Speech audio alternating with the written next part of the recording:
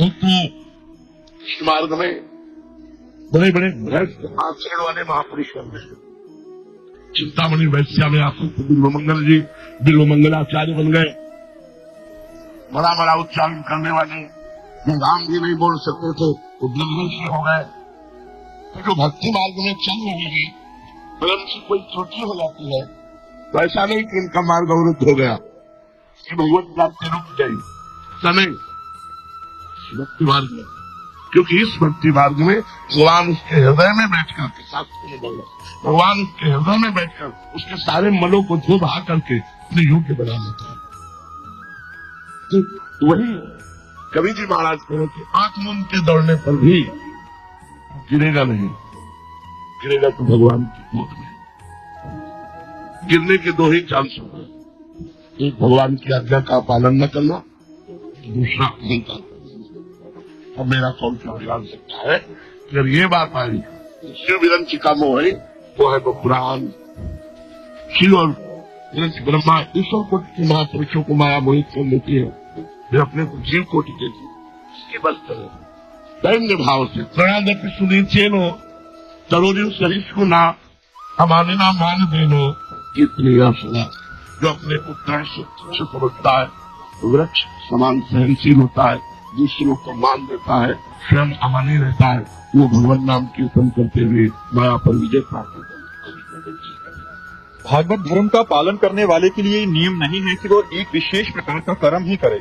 वह शरीर से, वाणी से, मन से, इंद्रियों से, बुद्धि से, अहंकार से, अनेक जन्मों अथवा एक जन्म की आदतों के स्वभाववश जो करे, छूट भी अहंकार से भी जो वो सब परम पुरुष भगवान नारायण के लिए ही है, भाव से उन्हें समर्पण कर दे। यही सरल से सरल सीधा सा भागवत धर्म है।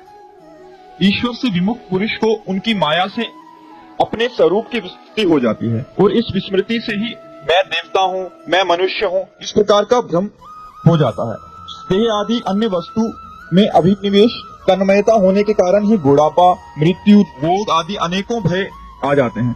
इसलिए अपने गुरु को ही आराध्य देव परम प्रियतम मानकर अनन्य भक्ति के द्वारा ईश्वर का भजन करना चाहिए। राजन, सच पूछो तो भगवान के अतिरिक्त, आत्मा के अतिरिक्त और कोई वस्तु है ही नहीं, परंतु न होने पर भी इसकी प्रतीति इसका चिंतन करने वालों को उसके चिंतन के कारण, उधर मन लगने के कारण ही होती है। जैसे स्वप्न के समय स्वप्न दृष्टा की कल्पना से अथवा जागृत अवस्था में नाना प्रकार के मनोरथों से एक विलक्षण ही सृष्टि सी दिखाई देने पड़ती है। इसलिए विचारवान पुरुष को चाहिए कि सांसारिक कर्मों के संबंध में संकल्प विकल्प करने वाले मन को रोक दे, कैद कर ले। बस ऐसा करते ही उसे अभय पद की परमात्मा की प्राप्ति हो जाएगी। बड़ा बहुत सुंदर सूत्र है।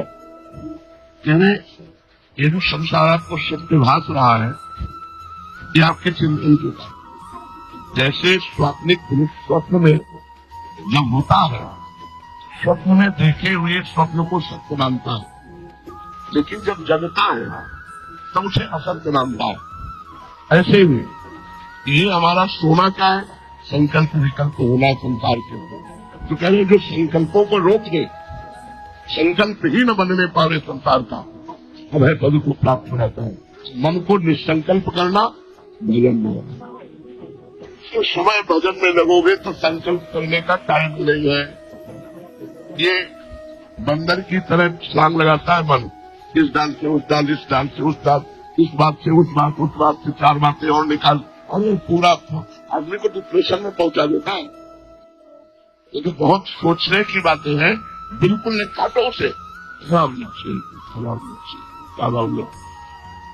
बड़ी से बड़ी समस्या को एक सेकंड में काटते प्रवीण साधन तो सब लाभ 1 घंटा भी लग सकता है, 1 पखवाड़ा भी लग सकता है, 1 महीना भी लग सकता है, और 1 जन्म भी लग सकता है। बड़ी से बड़ी घटना, बड़ी से बड़ी बात को 1 सेकंड में काटते कुछ नहीं। काया क्या हुआ ही होगा जो प्यारे को भाता है। नाम जप करो, नाम जप मंगल जैसे 10 दिशाओं में तुम्हारा मंगल होगा। अगर मन को निष्कल्प रोक सकते हो तो पहली अवस्था में चाहे तो विषयान पुंसाल संगास्ते सुपजायते संगात संजायते कामा। पहली अवस्था विषयों का चिंतन। प्रार्थना है,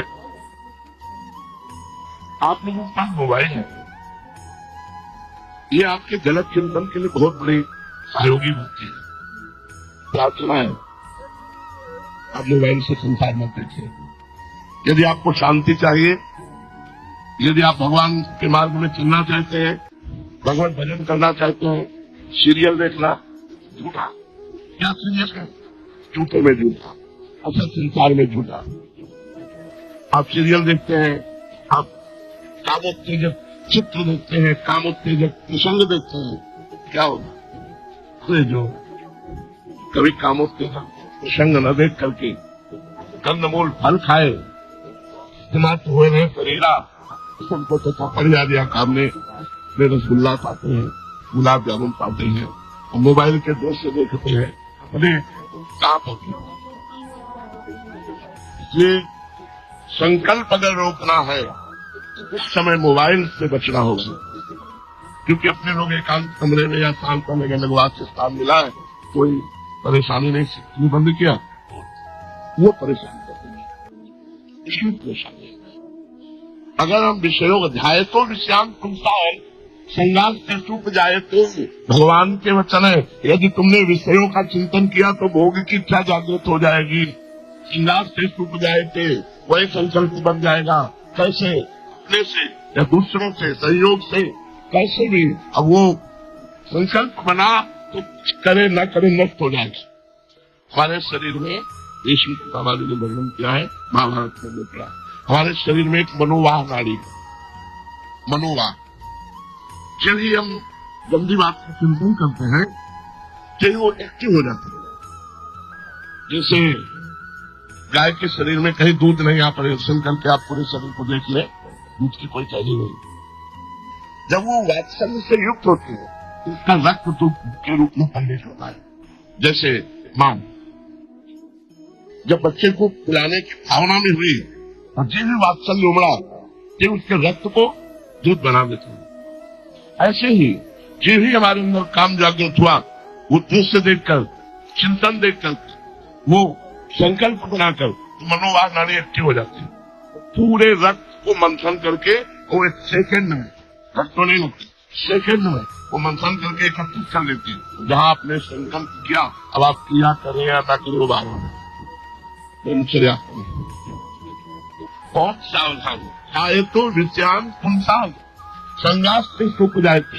जो मोबाइल देखते हैं चैन से नहीं रह सकते, हमारी बात मान लो, चैन से नहीं रह सकते, क्योंकि वो दृश्य हमारे मन ने पकड़ लिया, वो छवि पकड़ ली, वो क्रिया पकड़ ली, वो बात पकड़ ली, वो संकल्प करेगा। संकल्प होना ही पतन है, संकल्प ना होना ही अभय पद है। संकल्प स्थिति के लिए हर समय इस मन पर चढ़े बैठा रहना, नाम के बल से हर समय इस पर चढ़े बैठे, एक सेकंड के लिए समय नहीं दे रहे, समय दे दो तो संकल्प। और सब संकल्प छोड़ो, सब संकल्पों को प्रसारित पाए। जहां हम निरंतर भजन में लगे हैं, वो दुनिया से कोई मतलब नहीं है, भजन से बढ़कर कोई सुख नहीं। इसलिए मां को सोए और कहने लिया, क्यों? संकल्प को बनने पाले, संकल्प मिटाना, हमें दृश्य नहीं देखना, हमें वो बात नहीं सुननी, हमें वो संग नहीं करना, जिससे हमारे मन में गलत संकल्प बने, और संकल्प बन गया तो लाभ नहीं है। सारी बात संकल्प की है, यह आध्यात्मिक बात है। जाए तो विषयान पुंसात संगास से सूप जायते, संगास संजायते कामा, कामात क्रोधो भी जायते, क्रोधात बहुत सम्मोहा, सम्मोहा स्मृति भ्रमा, स्मृति भ्रंशात बुद्धि नाशो। यहाँ कहा गई थी बुद्धि, बुद्धि नाशो प्लस्यति,